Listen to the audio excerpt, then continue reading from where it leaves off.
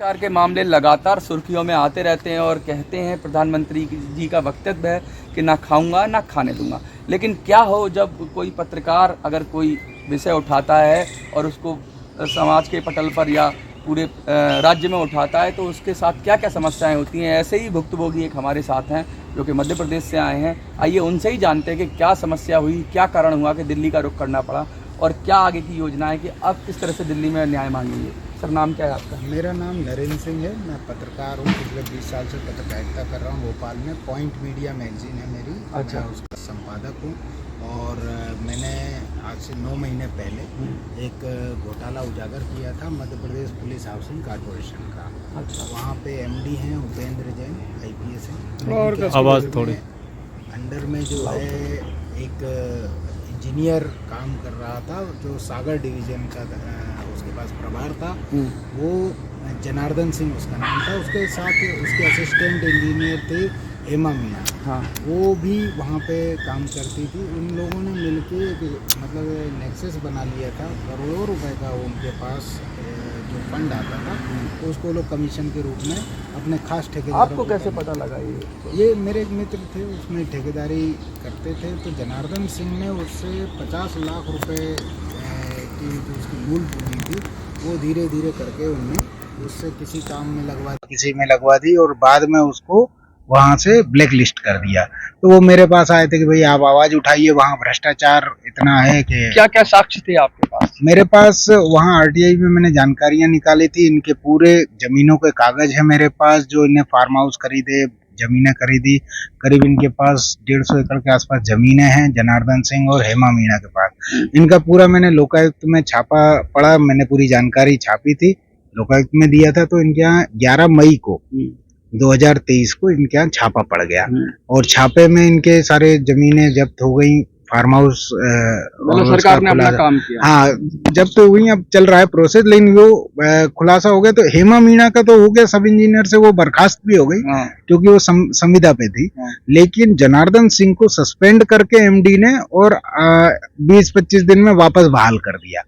वो कोर्ट से वो ऑर्डर ले आए और वो बहाल हो गए वापस। ये एक तरह का मूर्ख बनाया गया कि सरकार को, हाँ, कि इंजीनियर वापस आ गया जो प्रोजेक्ट इंजीनियर था और वापस फिर से वही सब सिस्टम शुरू कर दिया। अब मैंने उसका फिर छापा, उसके बाद ये मेरे खिलाफ इन लोगों ने, चूंकि मैं लगातार छाप रहा था, तो इन लोगों ने मेरे खिलाफ FIR करना शुरू कर दी। अभी 20 दिन पहले मेरे खिलाफ कोई FIR नहीं थी। एक पहली FIR जनार्दन सिंह ने 2022 में 10वें महीने में करवाई थी, 18 तारीख को। डराने की कोशिश, डराने के लिए मेरी कॉलर पकड़ ली थी जनार्दन सिंह ने, मारपीट की थी मेरे साथ। उसके CCTV फुटेज मेरे पास अवेलेबल है। कंप्लेंट की? मैं कंप्लेंट करने गया, मेरी कोई FIR दर्ज नहीं हुई। भोपाल पुलिस कोई FIR मेरी दर्ज नहीं कर रही। कोर्ट के जरिए कोशिश की? कोर्ट के जरिए भी प्रयास किया मैंने, लेकिन अब चूंकि वो लंबा प्रोसेस है, तब तक उन लोगों ने एक दूसरा करा दिया। आपके साथ मारपीट हो गई और आप ही के खिलाफ FIR? मेरे खिलाफ FIR हो गई। छेड़छाड़ की FIR हेमा मीणा ने कर दी।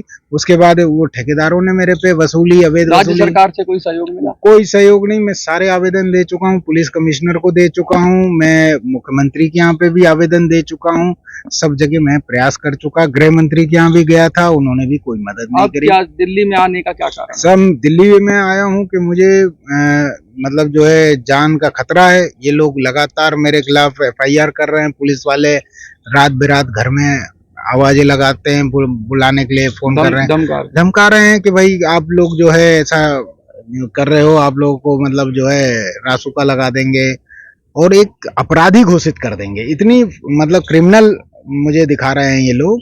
और लगातार अखबारों में वहाँ छपवा रहे हैं, बड़े बड़े अखबारों में, भास्कर पत्रिका में रोज हर दूसरे तीसरे दिन एक खबर लगा देते हैं फोटो के साथ कि ये आदमी फरार है, ये गायब है, ये वसूली करता है। प्रधानमंत्री जी के पास कोई ज्ञापन वगैरह? मैंने ज्ञापन बनाया है। मैं अभी जंतर मंतर पे प्रदर्शन भी करूंगा, अपना प्रोटेक्शन भी करूंगा, सुरक्षा मांगूंगा।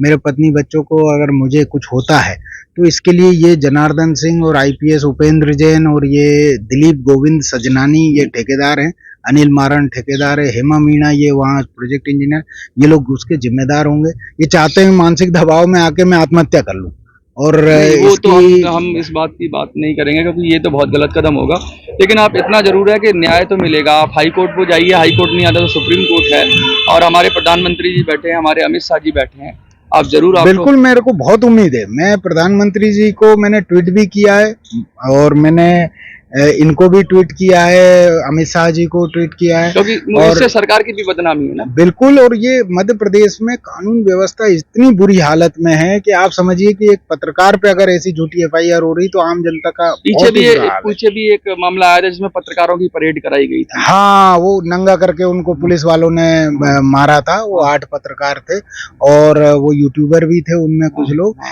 ये लोग क्या एकदम दमनकारी नीति अपनाते हैं। वहां पे अभी हाल ही में पिछले 15 दिन पहले एक दंपत्ति ने आत्महत्या कर ली थी। 2 बच्चों को जहर दे दिया था कोल्ड ड्रिंक में और खुद भी आत्महत्या कर ली थी। पुलिस वालों ने मदद नहीं की थी। हाँ, बहुत बुरे हालत है और राजधानी का ये हाल है। प्रधानमंत्री जी से क्या अपील करना? मैं प्रधानमंत्री जी से अपील करूंगा साहब कि मैं नरेंद्र सिंह भोपाल से पत्रकार हूं, मैं आपके शरण में आया हूं और आपसे बहुत उम्मीदें हैं और आपकी न्याय व्यवस्था को मैं सिरोधार्य करता हूं और मुझे उम्मीद है कि भोपाल में, मध्य प्रदेश में आपका अपना जो न्याय का तरीका है वो अपनाएंगे और मुझे न्याय मिलेगा। आपसे यही उम्मीद है और आप लोगों पत्रकारों से भी मुझे उम्मीद है कि ये मेरा जो वीडियो है, जो मेरी अपील है, ये ज़्यादा से ज़्यादा तक लोगों तक पहुंचे और ये वीडियो शेयर करेंगे आप लोग तो ज़्यादा मुझे उम्मीद है कि मीडिया आज सबसे बड़ा है, सोशल मीडिया सबसे बड़ा है, तो मुझे न्याय मिलने की उम्मीद बढ़ जाएगी और मैं कानूनी भी लड़ाई लड़ रहा हूँ।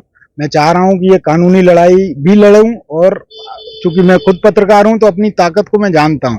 बस ये है कि कुछ समय के लिए ये लोग मुझे रोकना चाह रहे हैं।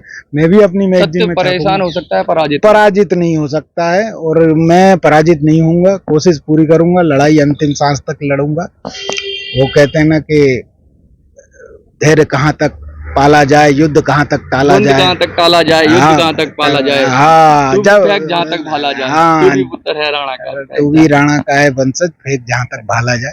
तो मैं वही भाला फेंकने की कोशिश में हूँ। हो सकता है कि मैं थोड़ा कामयाब होंगे हमारे यहाँ। धन्यवाद साहब, आप लोग बढ़िया है।